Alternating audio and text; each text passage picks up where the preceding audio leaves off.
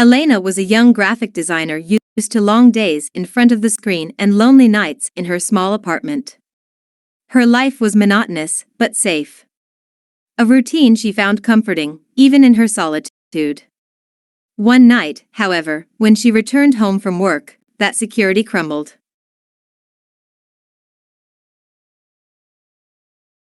As she crossed the threshold of her door, she felt a chill.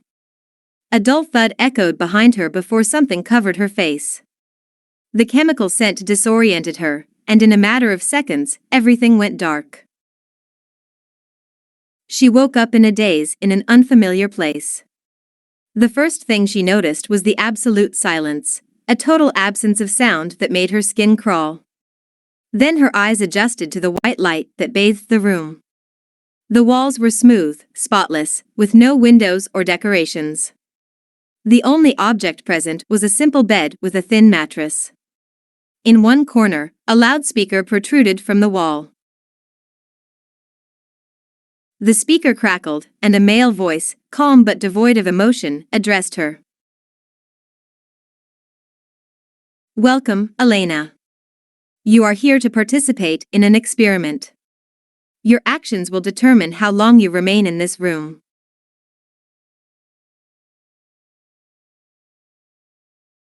Elena, at first, thought it was a mistake or some macabre joke.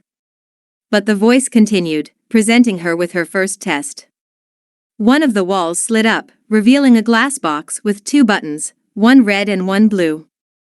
The instruction was simple: he was to press one of the two, but he was not told what would happen.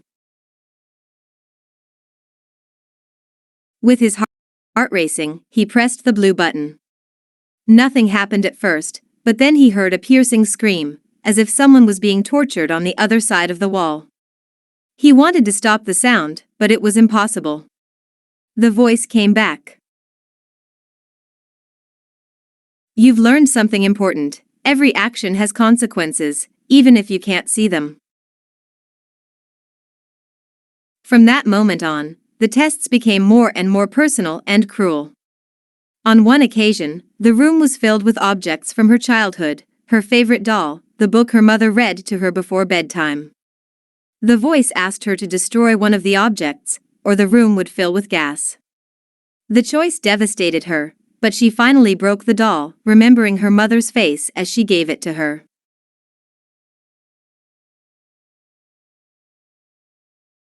With each test, the room seemed to change, as if responding to her emotional state. The walls began to show stains, then cracks, and later messages written in what appeared to be blood. "Don't trust, you are not alone, look at yourself." At first she thought they were hallucinations, but the words kept appearing. One day, while she was sleeping,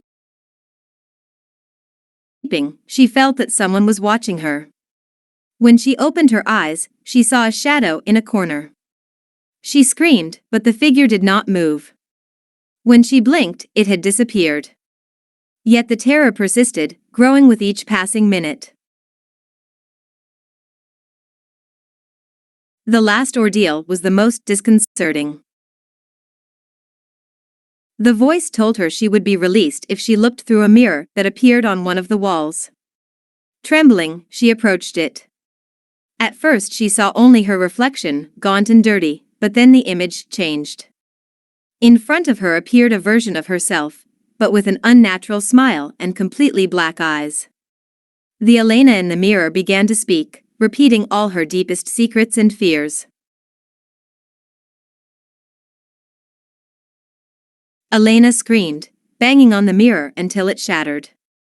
At that moment, the room went completely dark, leaving her alone in the gloom. When she awoke, she was lying in her bed, in her apartment. Everything seemed normal, but something didn't add up. Her phone showed the date. It had been 3 days since she disappeared.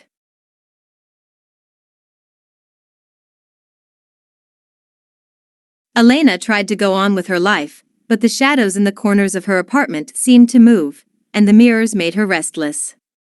One night, checking her emails, she found a video file sent from an unknown address. She opened it, and her heart stopped. The video showed everything she had experienced in the room. But the camera was not fixed, someone had been recording her the whole time. The video ended with a sentence written over the frozen image of her terrified face: "Thank you for participating. We are always watching." Since then, Elena has lived with an all-consuming paranoia. Every time she feels watched, she remembers those words. She knows that whoever is behind it is not finished with her, and what's worse, she doesn't know when they will come back for her.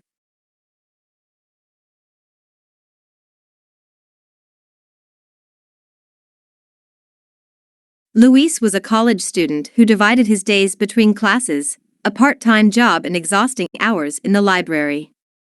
That night, around 11 o'clock, he took the last bus home, as he always did. The route was familiar, a quiet route through residential neighborhoods and dimly lit streets. He was tired, but there was something in the atmosphere that did not allow him to relax.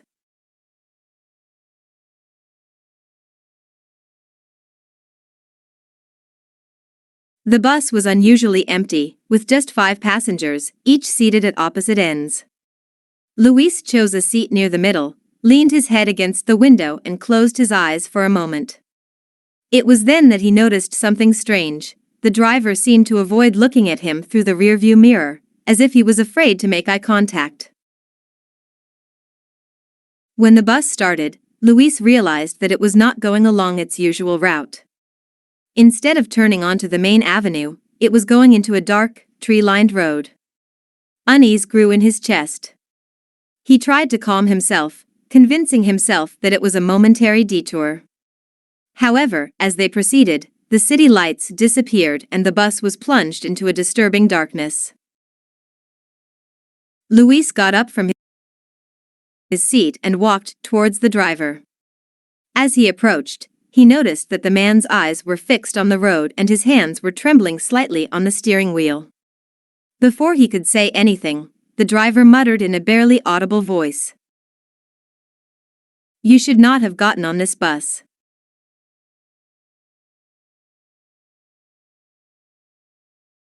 Luis stepped back, bewildered, and returned to his seat. As he looked at the other passengers, he noticed that none of them seemed to be disturbed by the change of route. They were all motionless, their eyes fixed on a point in front of them, as if they were in a trance. One of them, a man in a suit, turned his head to Luis and gave him a vacant, unblinking smile.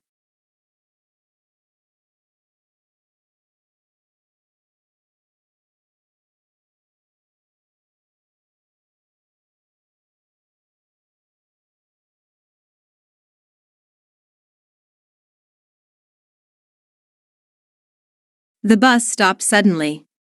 The interior lights flickered, and an oppressive silence filled the space.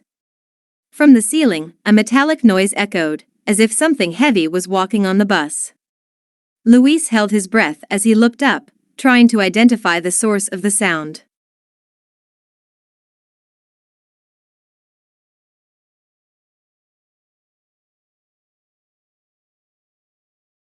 The driver slowly turned his head toward him, finally breaking the eye contact he had avoided from the beginning.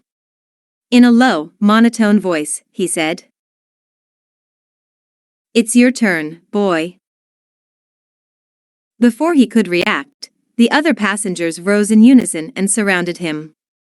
Their movements were mechanical, and their faces, though human, had something profoundly unnatural about them. He felt their cold, rigid hands gripping him with a colossal force as they dragged him toward the rear door.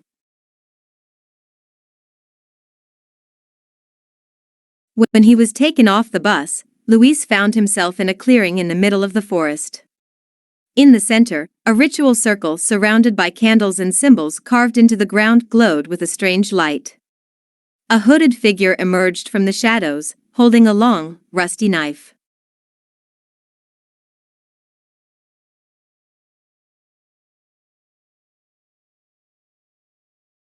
The figure raised the knife and pointed it at Luis. Without a word, the passengers began to push him into the circle. Luis, in an act of desperation, managed to break free from his captors and ran into the forest, ignoring the branches that tore at his skin and the murmurs that followed him through the trees. As he ran, he heard footsteps approaching and a steady whisper. "You can't escape. You can't escape."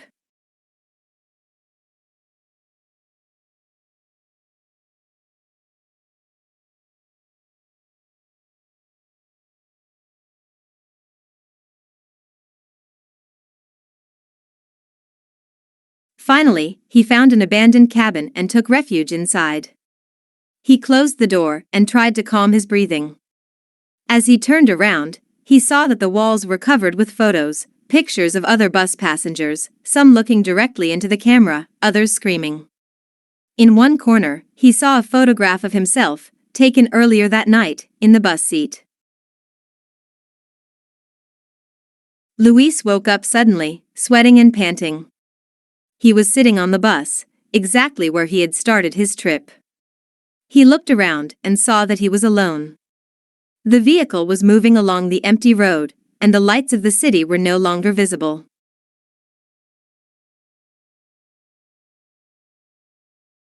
The driver was not in place, and the steering wheel was turning as if an invisible force was driving it. Luis got up, staggering, and tried to open the doors, but they were sealed. Then, he saw his reflection in the window. His face was pale, his eyes sunken, and on his neck, a red mark, as if he had been held tightly.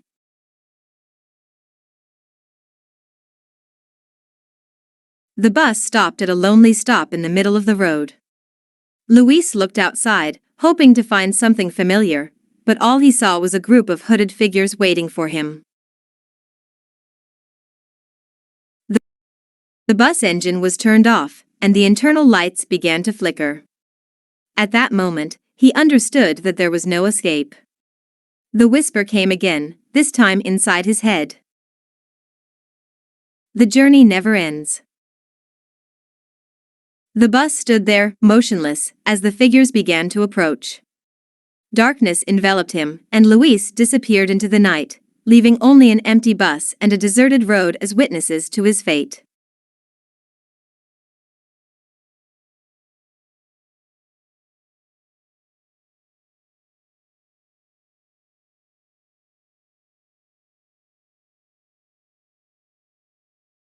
Maria, a young photographer with a natural talent for capturing her subjects' innermost selves, had begun to gain recognition in her city. Her work had been requested by several local media, and each project seemed to take her further into the art world. However, as her career progressed, her personal life began to fall apart. Maria felt that, despite being surrounded by people, she was increasingly lonely. Her only company was her cameras, her lenses, and the constant search for the perfect shot.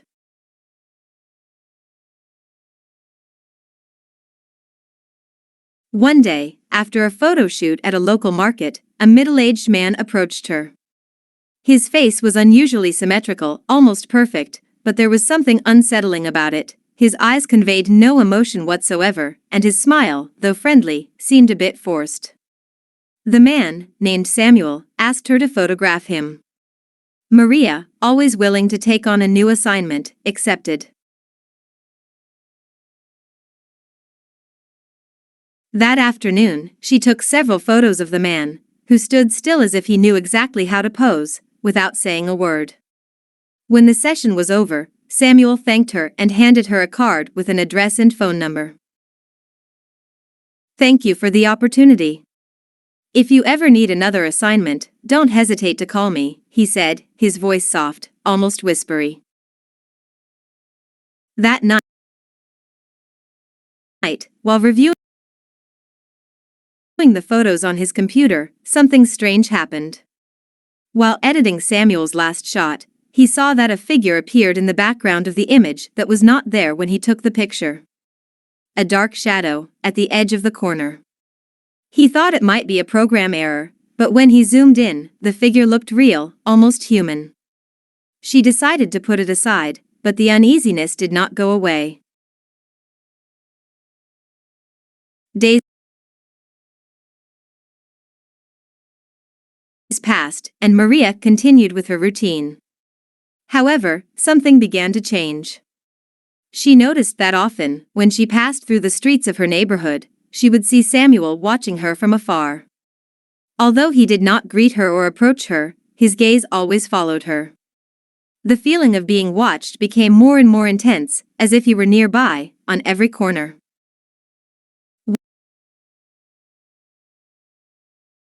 One afternoon, after an exhausting photo session, Maria returned to her apartment. As she entered, she noticed that something was different. A light breeze was blowing through the room, and the lamp light was flickering.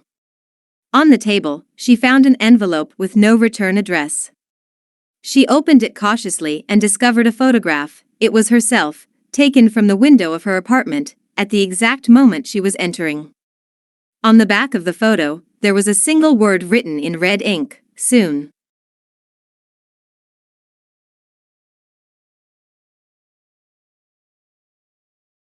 Terrified, Maria tried to remember if she had seen Samuel in the last few hours, but was unable to locate him. That same night, the sensation of being watched intensified, and strange noises began to happen. Doors creaking, footsteps in the hallway, even her own reflections in the mirrors seemed to move independently. Every time she tried to sleep, the sound of rustling woke her up. One night, as she reviewed more photos on her camera, she found something even more disturbing. In the images of people she had recently photographed, she saw the same haunting figure in the background. Sometimes it was hidden in the shadows, other times, in plain sight. In one of the photos, she saw a man with the same perfect symmetry as Samuel, but this one was closer, almost as if he had been watching the person as she took the picture. Samuel's obsession with her began to become dangerous. One afternoon, as he was walking to his car, he noticed something written on the windshield. As he got closer, he saw that the words were written in what appeared to be blood: "You are mine now." Fear consumed her, and she felt she could no longer live like this. She decided to confront him, to go to the address he had left her on the card. When she arrived, she found an old mansion on the outskirts of town. The door was ajar, and a cold air invited her to enter. Inside, the mansion was empty, but there was an oppressive atmosphere, as if the walls were keeping a dark secret. In the center of the main room, there was a table covered with a black cloth. Maria approached it cautiously, and as she lifted the cloth, she found something that made her scream. On the table were a series of mannequins, but they were no ordinary mannequins. They were human figures, completely naked, with skin artificially stretched over their faces. The eyes of each of them seemed to look directly at Maria. Suddenly, Samuel's voice echoed from behind her. "I have always admired perfection, and now you too will be part of my collection."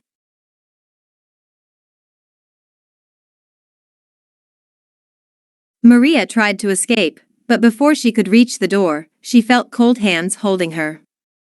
Samuel, his face unchanging, pushed her towards the table. At that moment, she understood that the mannequins were not just mannequins. They were people, or had been at one time. Samuel had captured not only their faces, but their souls, petrifying them into an eternal form of beauty.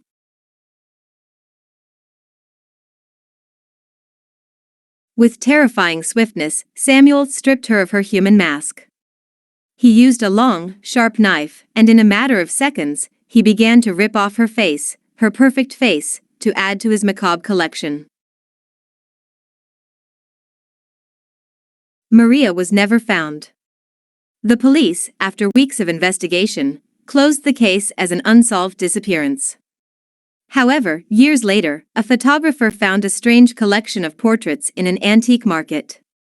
Each one showed a person, with a vacant expression and frightening symmetry. All the faces, though human, were lifeless, and behind each one, in a small corner of the photo, the silhouette of a hooded figure could be seen, smirking.